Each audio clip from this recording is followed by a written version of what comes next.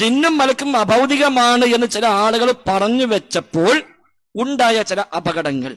അപ്പൊ ജിന്ന് കാണും എന്ന് വിശ്വസിച്ചാൽ തന്നെ ശിർക്കാവും. മലക്കുകൾ കാണും, കേൾക്കും, സഹായിക്കും എന്ന് വിശ്വസിച്ചാൽ തന്നെ ശിർക്കാവും അവരെ വീക്ഷണപ്രകാരം.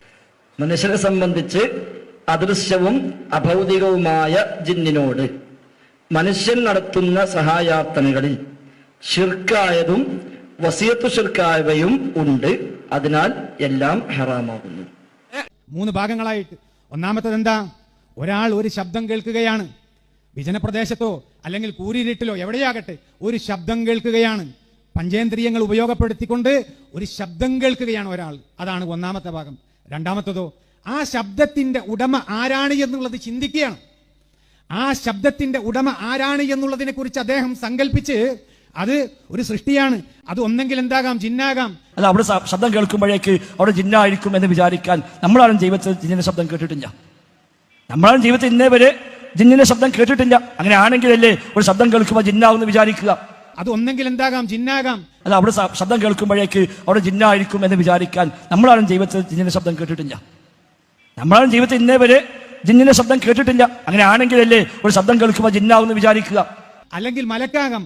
ആ സൃഷ്ടിയോട് എനിക്ക് വെളിച്ചം നൽകണേ എന്ന സഹായം ചോദിക്കലാണ് മൂന്നാമത്തേത്. 3 കാര്യമാണ് അവിടെ നടക്കുന്നത്.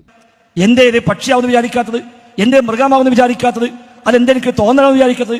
എന്തേ ഞാൻ കാണാത്ത മനുഷ്യനപ്പുറത്തുണ്ടാവും വിചാരിക്കാത്തത്? 1, ഒരു ശബ്ദം കേൾക്കുന്നുണ്ട്.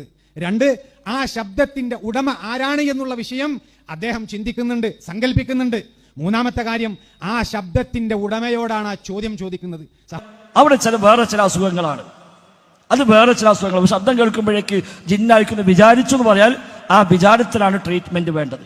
അങ്ങനെ ഒരാൾ ചോദിച്ചാൽ അത് ജിന്നാണ് എന്ന് കരുതി, അത് മലക്കാണ് എന്ന് കരുതി അത് ചോദിച്ചാൽ അതിൽ ശിർക്ക് വരുന്നില്ല, അഭൗതികത വരുന്നില്ല, കാര്യകാരണ ബന്ധങ്ങൾക്ക് അപ്പുറമുള്ള ഒരു ചോദ്യം വരുന്നില്ല എന്നുള്ള വിഷയം അത് സമർത്ഥിക്കാൻ തന്നെയാണ് മുജാഹിദുകൾ ഇവിടെ ആ 2-ാമത്തെ സെഷനിൽ സമയം ചെലവഴിച്ചു. ഞങ്ങളൊക്കെ ശബ്ദം കേട്ടാൽ ആദ്യം വിചാരിക്കൽ മനുഷ്യന്മാരായിരിക്കുന്ന ഒരാളും കാണുന്നില്ല, എന്നാ വല്ല പക്ഷികളോ മൃഗങ്ങളോ ഒക്കെ ആയിരിക്കുന്ന കരുത. അതും കാണുന്നില്ല, എന്നാ ഒരു പക്ഷെ തോന്നിയിലായിരിക്കും. ശബ്ദമൊന്നും ഉണ്ടാകും, ഒന്നുകൂടെ ശ്രദ്ധിച്ചു നോക്കും വല്ലതും കേൾക്കുന്നുണ്ടോന്ന്.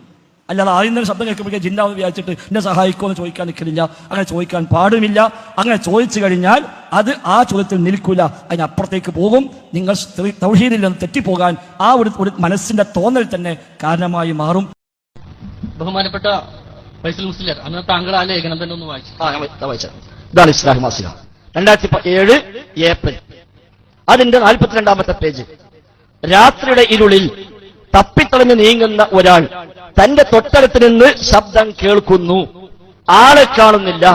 തന്റെ മുമ്പിലുള്ള ഈ ശബ്ദത്തിന്റെ ഉടമ ജിന്നായിരിക്കാം എന്ന വിശ്വാസത്തിൽ എന്നെ ഒന്ന് സഹായിക്കാമോ, ഒരു വെളിച്ചം തരാമോ എന്ന് ആവശ്യപ്പെട്ടാൽ അത് അഭൗതികമോ കാര്യകാല ബന്ധത്തിന് അപ്പുറമുള്ളതോ അല്ലെങ്കിൽ സൃഷ്ടികളെ കഴിവിൽ പെടാത്തത് തേടുകയല്ല. ആ സഹായാർത്ഥന ശിർക്കുമല്ല. അബ്ദുൽ ജബ്ബാർ മൗലവി എന്താണോ എഴുതിയത് 100% ശരിയാണ്. 100% ശരിയാണ്. 2007 ഏപ്രിൽ മാസത്തിൽ ഇസ്ലാഹി മാസിക.